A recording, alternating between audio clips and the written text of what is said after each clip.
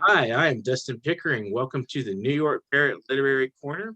Today we have Taofeek, Ogunperi, and ZM Wise, and we're going to have a general discussion of the facets of American literature and Nigerian literature through their eyes.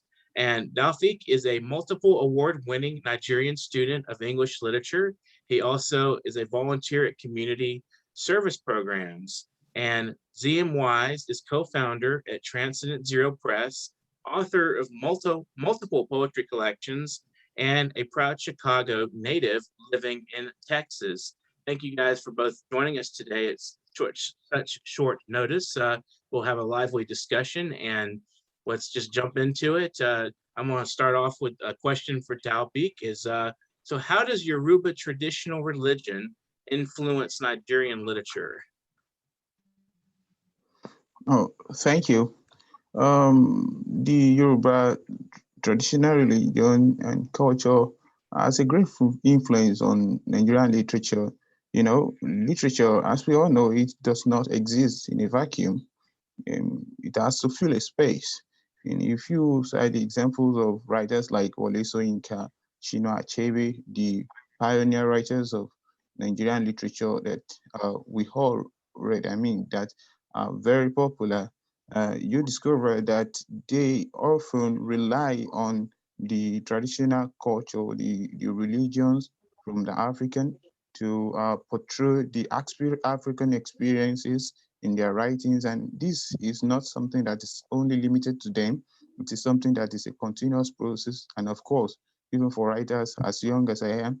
So the Yoruba culture, the Yoruba religion has quite a great influence because, it feels home much more than anything else. It's how the people identify themselves. So it's a great influence. And in spite of the other religions, other cultures that are now prevalent in the society, these still exist. You have a situation where people still believe in Abiku.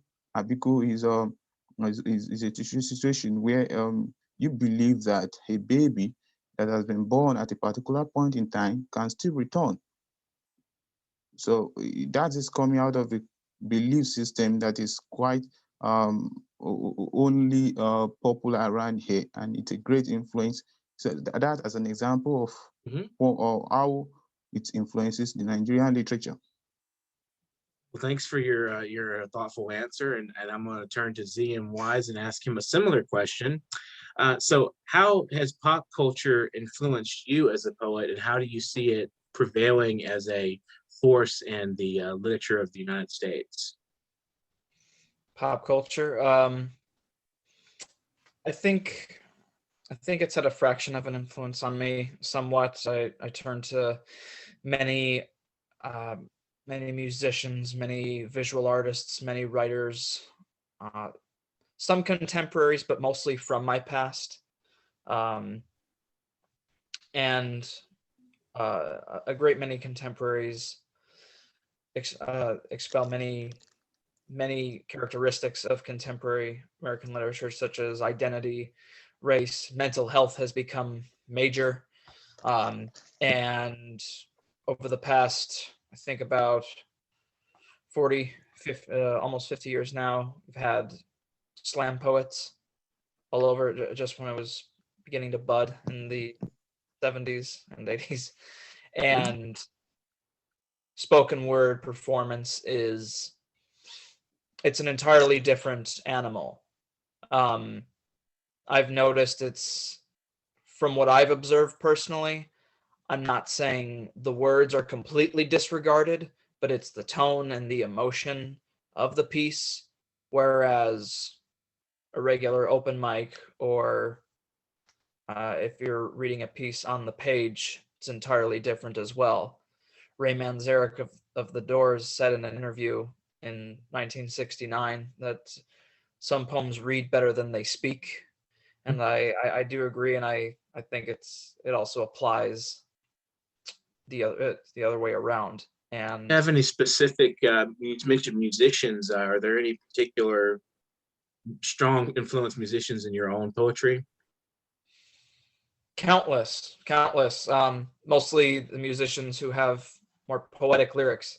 Ian Curtis of Joy Division, Jim Morrison, Nick Drake, Tom Waits, Bob Dylan, Patti Smith, Fran Valenzuela, Erica Badu, so many more. And as far as writers, they constantly appear in my work. Right.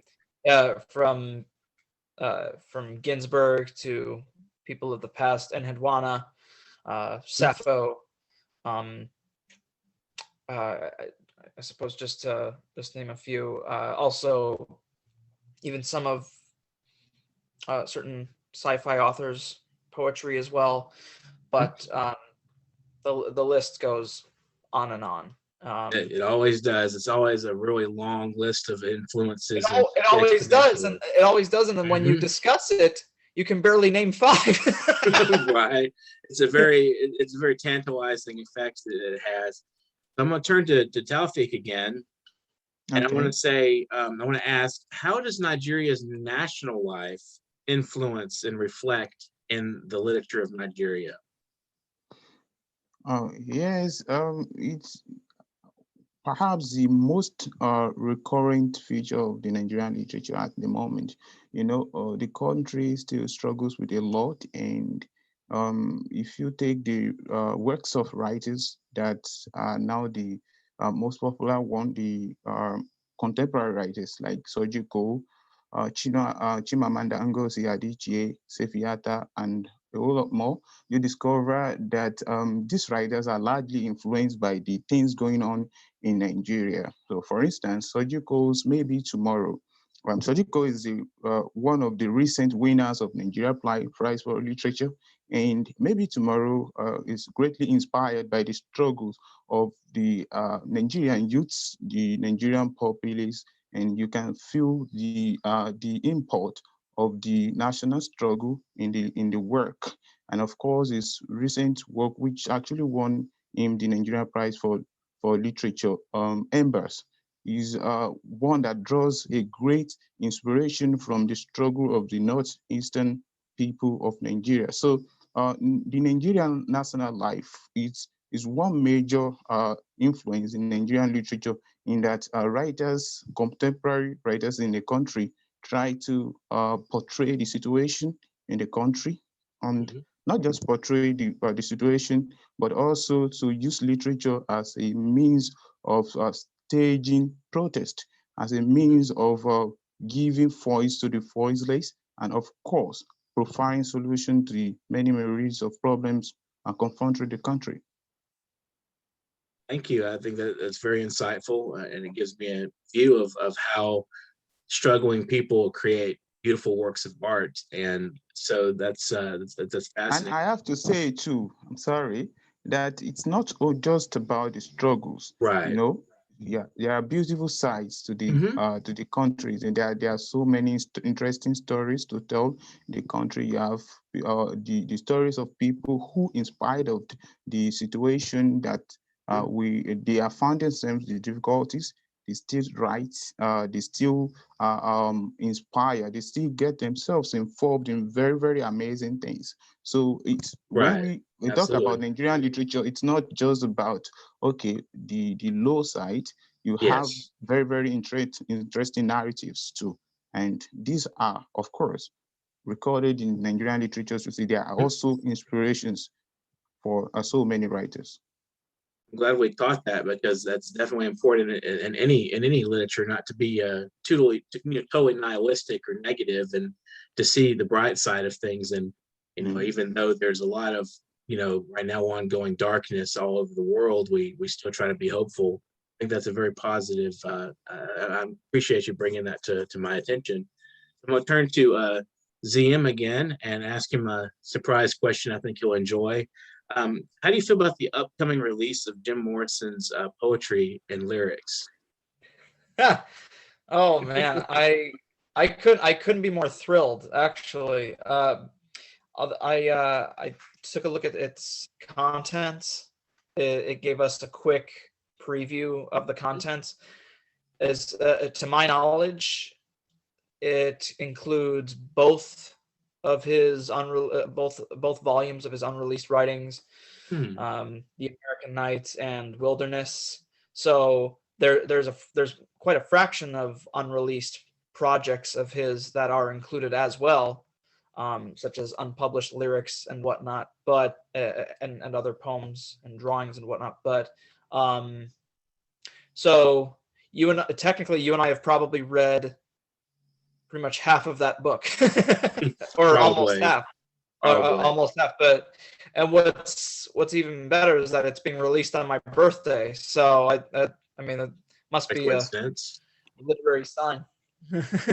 Little blessing Yeah, from and above, maybe. A little tip of the yeah, hat from above. So we're looking forward to who that. knows? I'm looking forward to that, and I know you are as well. It's going to be a fun collection of work, and hopefully Morrison will be taken seriously more as a poet now, as well as a lyricist and a vocalist and a sex symbol and and a sort of Huxleyan drug addict kind of Yeah, Bacchanal, person. So he's a very fascinating and multifaceted person. So I'll turn to Taofeek again and Okay. ask. What English language poetry movement do you find influences you personally the most? Um, well, I cannot say one particularly because I, as a person, I like to explore. So Right. I wouldn't want to limit myself. So as a student of literature, I study literatures, let me say. Oh, I have this semester taken a course in American literature, in English literature. Mhm. So, and of course, I'm exploring the African literature. Um, well, let me say, as I've said earlier, you can, if you allow me, say American, British at the same time. So Mhm. I can't particularly say because I do have favorite writers. And you talk about writers like Shakespeare, Mhm. of course, who I've always found so inspiring. And you have Alexander Pope, you have John Dryden, but you also have people like Toni Morrison, writers like Toni Mhm. Morrison. You have, of course, you have writers from America that I found very interesting that I like to read. Robert Frost. So I Mhm. cannot particularly limit myself to a particular region and say, okay, this is where I draw most inspiration. I like to explore if, okay, this is coming from the American literature. Yes, I'm all in. If this is coming from Canadian literature, then it's okay. So I cannot particularly say that as a person, Mhm. this is the more inspiring one. Do you also enjoy European literature that's like French and German and those various literatures that are not English but part of the that heritage of the Western world? Sorry? Do you also enjoy other like European writers like or European like the Romantic movement or Yes, yes, yeah, yes, yes, wonderful yes. stuff in I there. particularly like the romantic movement, Hmm. the Restoration Hmm. period, and you talk about the age of Johnson, the age of Pope, age of Hmm. Dryden, and of course the romantic movement that succeeds them, the Renaissance period before. In the Italian literature, Hmm. at this period in the world literature, there was a kind of condominium of influences. The Renaissance historically started from Italian literature and all. So I found other writers from other region of Europe very Hmm. interesting too. So So going back to ZM, uh, what are some of the dominant styles of contemporary American poetry that you find that you've in your readings of poetry? Do you specifically note if you have any kind of words on that?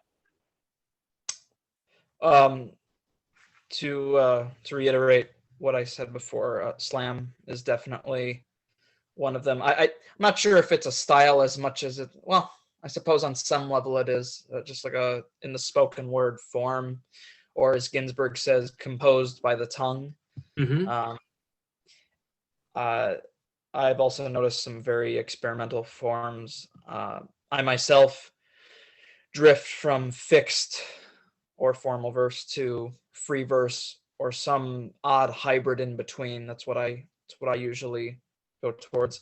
There are a lot of Japanese styles that have been rising in popularity for quite a while now. I think Sam Hamill had a lot to do with that. Mhm. Yeah, yeah, I He believe brought a so. lot of those forms into popularity amongst poets. Yeah, he was a really great poet. I agree. I agree. Yeah, and there have been some contemporary writers who have created entirely new styles in general. In hybrid forms, there have been very avant-garde, experimental, Very conceptual poetry. some crossovers, Right. as well. So some sort of like I've seen some neo Alexandra, things of that nature. hmm Um, Absolutely. There's all yeah, kinds of, it's a love very, it. mixed, mixed scene, both in terms of performance and in terms of um, the literature on the page, and some will distinguish between the two, the performance or the slam style and the page, and some say maybe there's not so much difference. There's so many different approaches to poetry, and I think this is a great conversation we're having as far as the aspects of Nigerian literature as well as American literature. And I want to return to Taofeek and ask him. So Nigerian literature has three phases. There's the pre-colonial, colonial, and the neo-colonial. And what are the differences in the literary writings of those eras? Okay, the pre-colonial era, you basically have people who were exploring the African experience, as it were, without the influence of any outsider, so to speak. But then when you talk about the colonial era, the narrative is generally that there is now what you have in Banabam always piano and drums, a class of culture, and there is a form of renaissance, a form of rebirth. Now, there is one dominating the other. There is a challenge of which one is sustained and which one lives. Of course, ultimately, the Africans would insist on the culture, and in Nigeria, you have a situation where the culture of the people is challenged, and they're trying to carve a new life for themselves in Mhm. the face of the colonial authority, the colonial power, and all. So that was the colonial experience. But when you talk about the neo colonial period, and perhaps in the context of the present moment, what you have is no longer that there is a foreigner who lords over the country or something. You have people who are born and brought up here, who are the helms of affair, but who might have, have been very, very difficult to deal with. So who are exhibiting the characteristics that are very, very unfamiliar to people. What do I mean by this? There is a belief system that people key into and how things are done, how the system operates.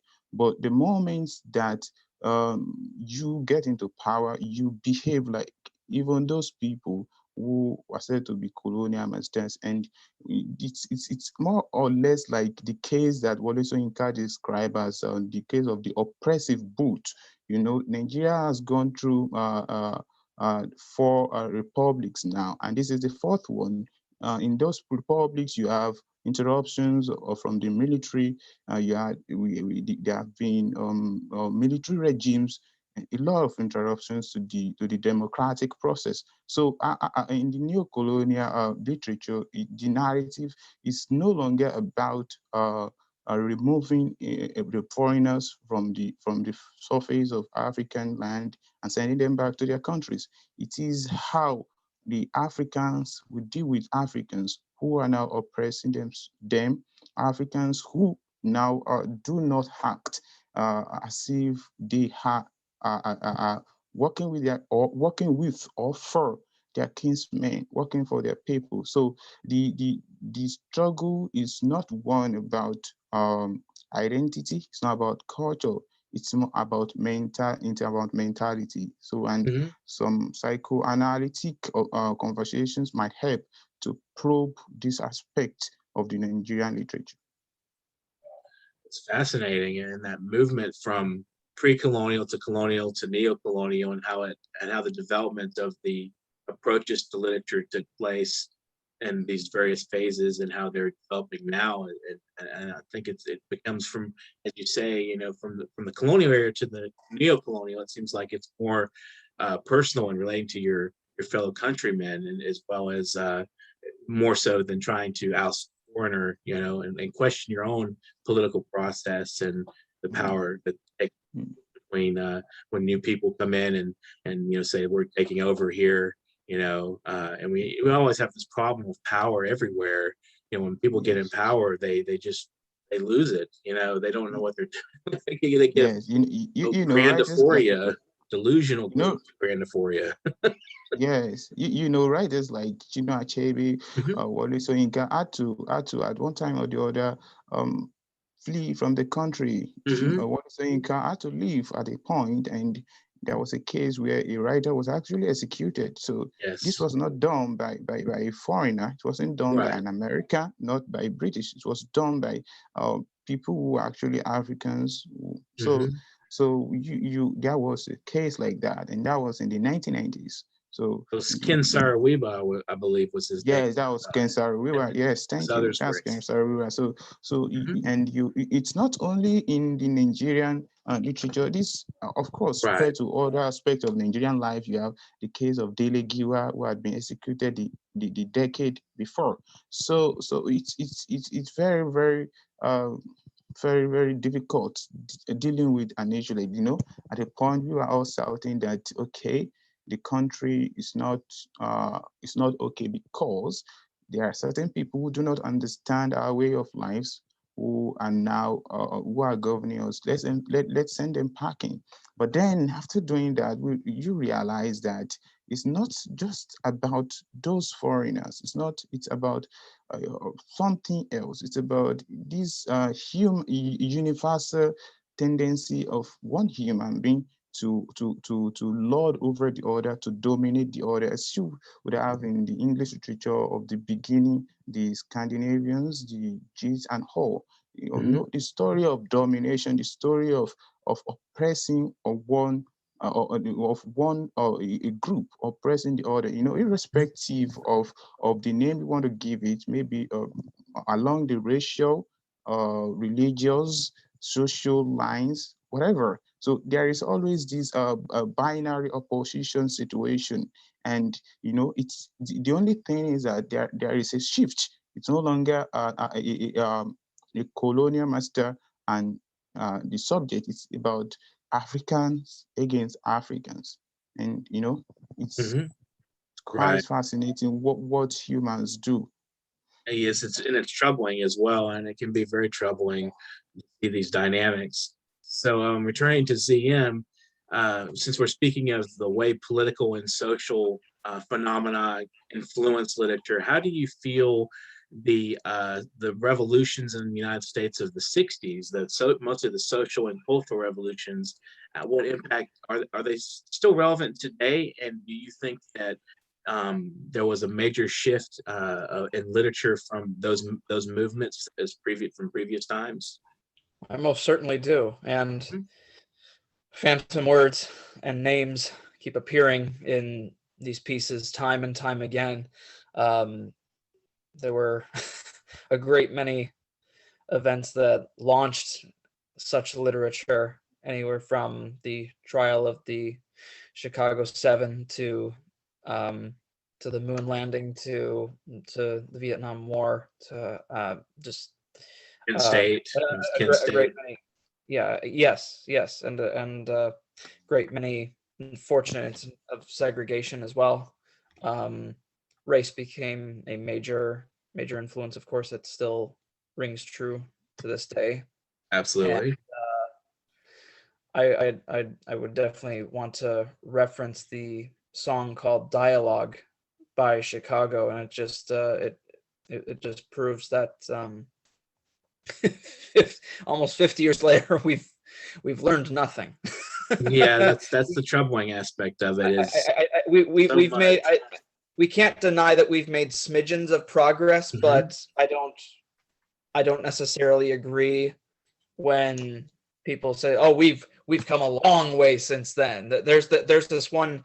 I'd like to also reference this interview with Abby Hoffman, and there was this angry caller who was shouting all kinds of ethnic slurs and whatnot, and he kept trying to tell Abby Hoffman, like, you keep criticizing the people of power, but the people of power made this country what it is today. And then Abby started laughing and says, "Yeah, you're damn right they did, and we don't even know what it is. We've already killed over 1 million people in Vietnam. So what do you think it is?"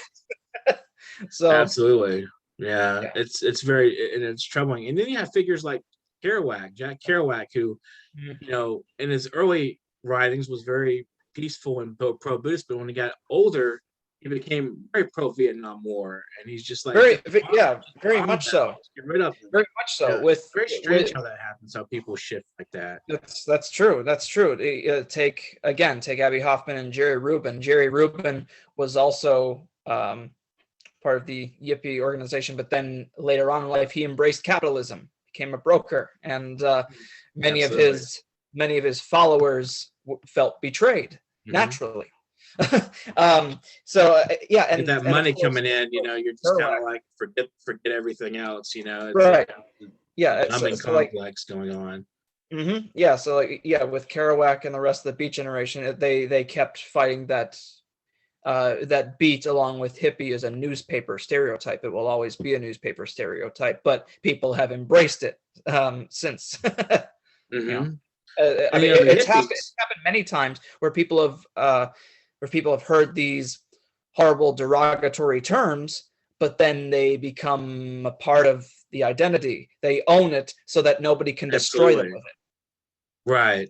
So the hippies, the funny thing about the hippies is they were a very revolutionary force in their youth, and then they got into about around the 80s or thereabouts, and they were told, by the powers that be, go ahead and make money, go ahead and go be a capitalist. There's nothing wrong with it. So that's exactly what they did.